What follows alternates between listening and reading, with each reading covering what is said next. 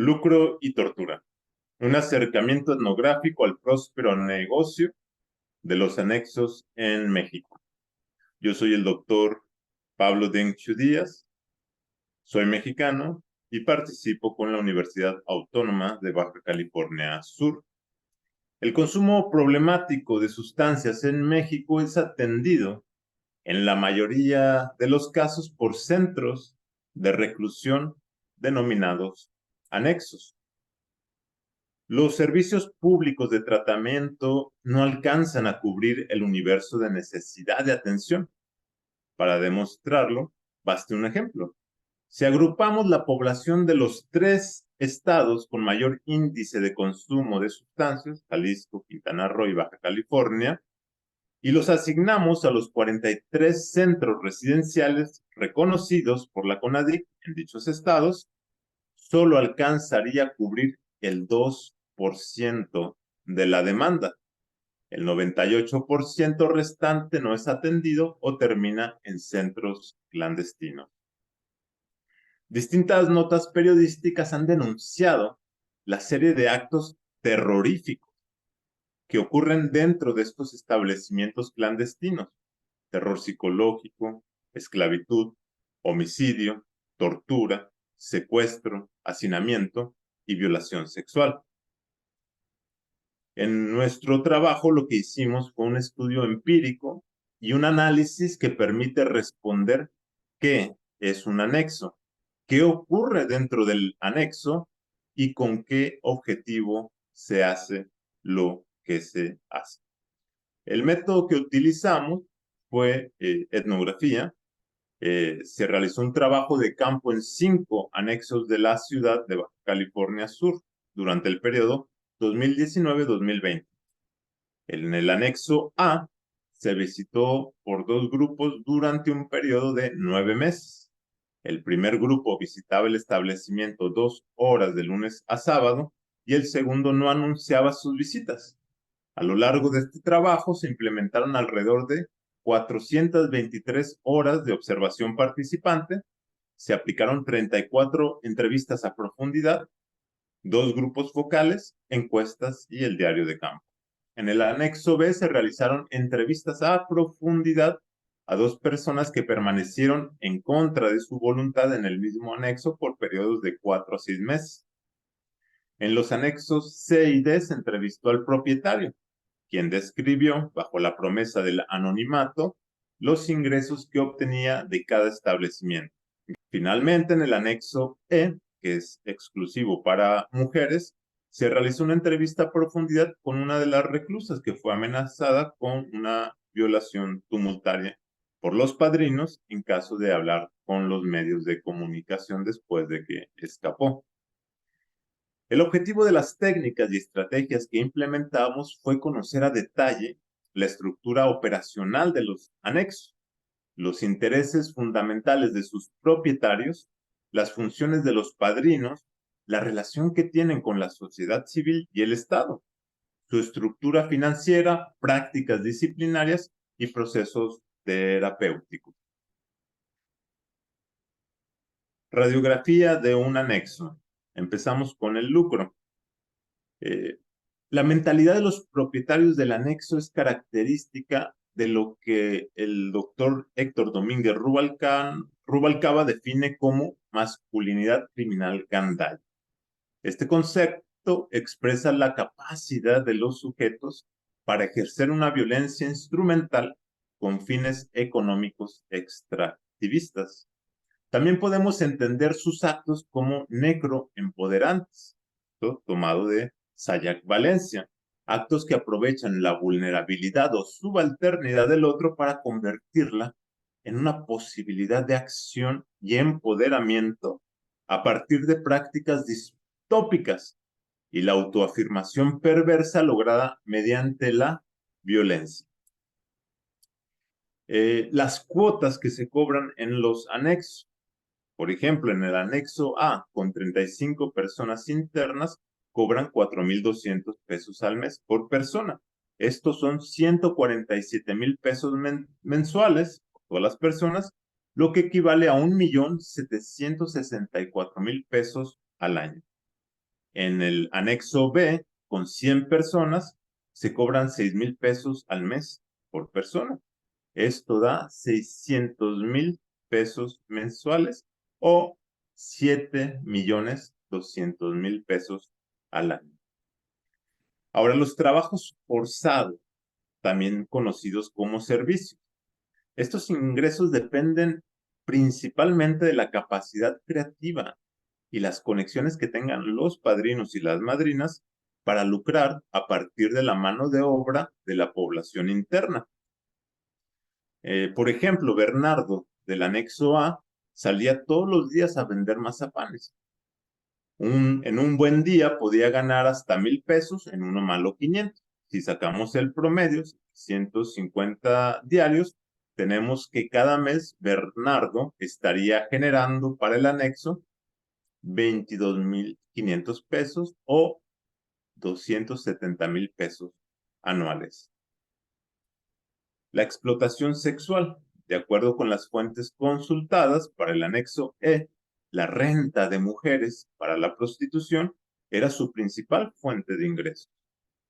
Retiros espirituales, congresos y otros eventos. En el 2018, por ejemplo, el anexo B exigió a nivel nacional el pago de 10,000 pesos por persona para asistir a un congreso en Puerto Vallarta. En el evento se calcularon alrededor de 1,000 personas. Los ingresos generados por el congreso fue de 10 millones de pesos aproximadamente. Localmente se realizó un llamado retiro espiritual organizado por el anexo B en San Pedro, Baja California Sur, donde el costo fue de 2,000 pesos por persona y contó con una asistencia aproximada de más de 1,000 personas. Los ingresos que se calculan son de 2 millones de pesos.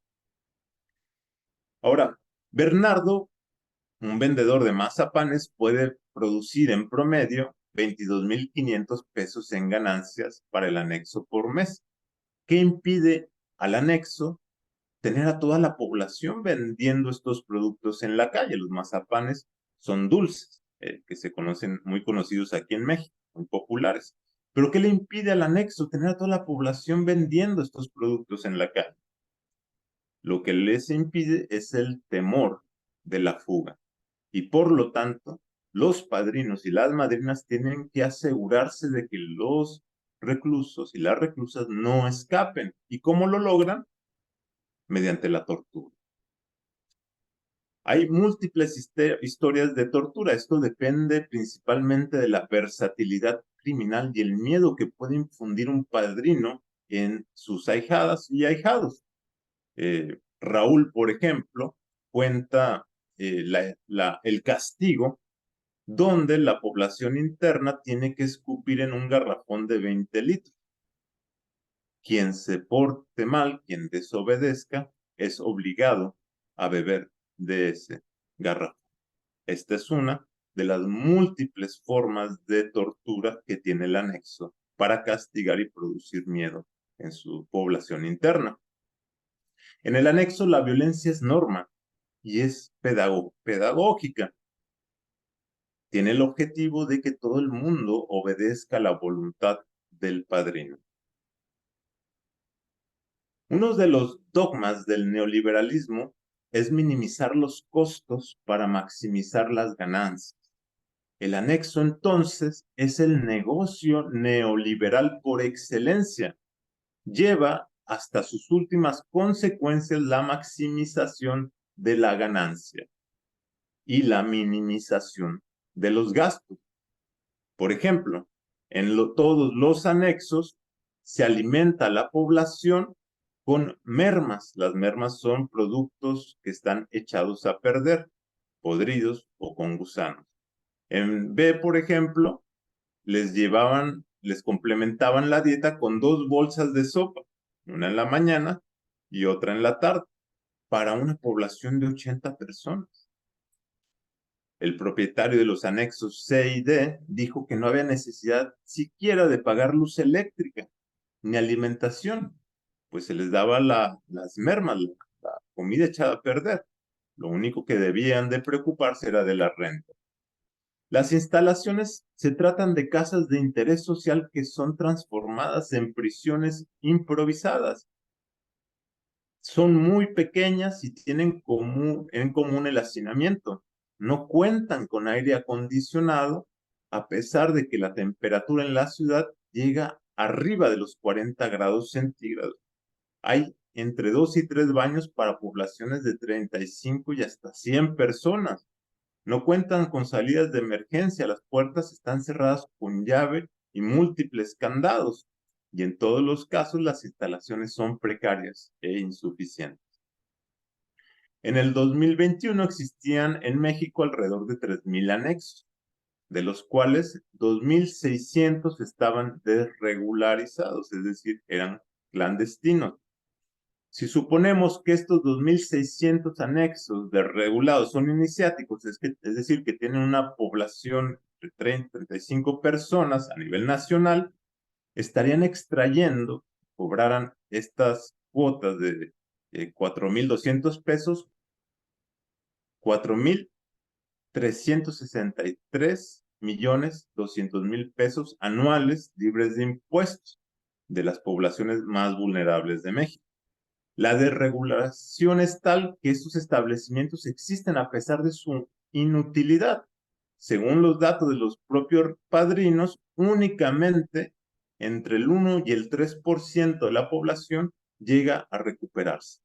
En conclusión, el sujeto mercancía, la persona que es ingresada, es quien menor ganancia reporta a la jefatura, pero conforme se va convirtiendo en un padrino, va multiplicando los ingresos que genera para la jefatura. Los padrinos de tiempo, que están a cargo de varios anexos franquicias, son sin lugar a dudas quienes mayores ganancias reportan a la cabeza de la pirámide. Por lo tanto, en este negocio, el objetivo es producir padrinos, es decir, sujetos criminales gandallas, necroemprendedores. El anexo es un negocio neoliberal extractivo lumpen necroempresarial operado por sujetos mercantilizados que utilizan su estado de desafección para extraer ganancias del cuerpo de otros sujetos también mercantilizados. Es un negocio que goza de desregulación prácticamente absoluta. Por lo tanto, un negocio de franquicia neoliberal intensamente rentable. Finalmente, les decimos que las personas en situación de consumo problemático son rehenes de dos procesos extractivos. El primero, con la dependencia, las sustancias por parte del narcotráfico, y el segundo, la extracción por la rehabilitación por parte de los anexos y su promesa de rehabilitación. Eso es todo por nuestra parte y muchísimas gracias.